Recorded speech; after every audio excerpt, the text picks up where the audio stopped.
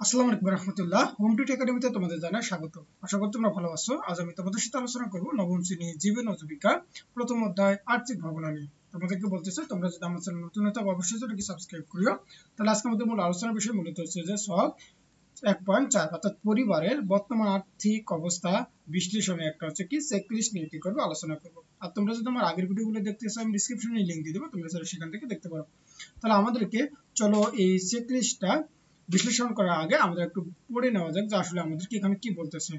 যে ধাপ 1, তাহলে পরিবারের বর্তমান আর্থিক অবস্থা বিশ্লেষণ। তাহলে বিনিয়োগ পরিকল্পনার এই ধাপে আমরা আমাদের পারিবারিক অবস্থা বিবেচনা করব, অর্থাৎ আমাদের পরিবারের বর্তমান আয়, ব্যয় ও সঞ্চয় পরিস্থিতি কেমন তা পর্যবেক্ষণ করব এবং পারিবারিক স্থাবর ও অস্থাবর সম্পত্তির পরিমাণ কত এবং পরিবারের বর্তমান সঞ্চয় কত, পরিবারের কোন সম্পদ অব্যবহৃত অবস্থায় রয়েছে কিনা বা সার্বিক বিবেচনায় পরিবারে বিনিয়োগযোগ্য সম্পদ কত বা বিনিয়োগযোগ্য অর্থের উপর পরিবারের নির্ভরশীলতা কেমন এবং পরিবারের বর্তমান আর্থিক দায় দেনা পরিস্থিতি কেমন হবে এবং পারিবারিক আয়ের কি কি উৎস রয়েছে এবং কোন কোন উৎস থেকে নিয়মিত আয় হয় এবং কোন কোন উৎস থেকে মাঝে অর্থপ্রাপ্তি ঘটে ইত্যাদি বিষয় ভালোভাবে বিশ্লেষণ করতে হবে এবং আমরা এই কাজটি সহজে করার জন্য নিচে চেকলিস্ট ব্যবহার করতে পারি।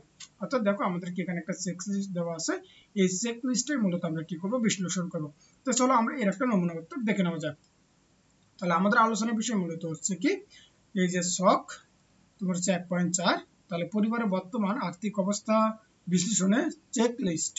তাহলে 1 নম্বরে আমাদের কি বলতেছে যে নিয়মিত উৎস থেকে পারিবারিক বার্ষিক আয় হয় মূলত হচ্ছে 2,40,000, তার মানে মন্তব্যকেই সে সঠিক বলেছে।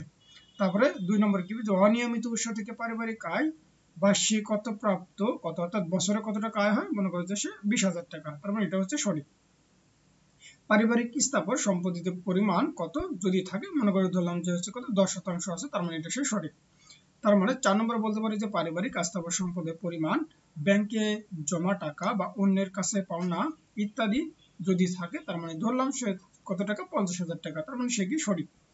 এবার বার্ষিক পারিবারিক ব্যয় কত, অর্থাৎ আবশ্যক যা করতেই হবে, ধরলাম সে কত 2 লক্ষ টাকা এবং সে কি সঠিক। তারপরে এই যে বার্ষিক পারিবারিক ব্যয় কত এবং আকস্মিক বা মাঝে মাঝে করার প্রয়োজন হয়, তাহলে ধরলাম সে কত 5,000 টাকা, তার মানে সে সঠিক বলেছে।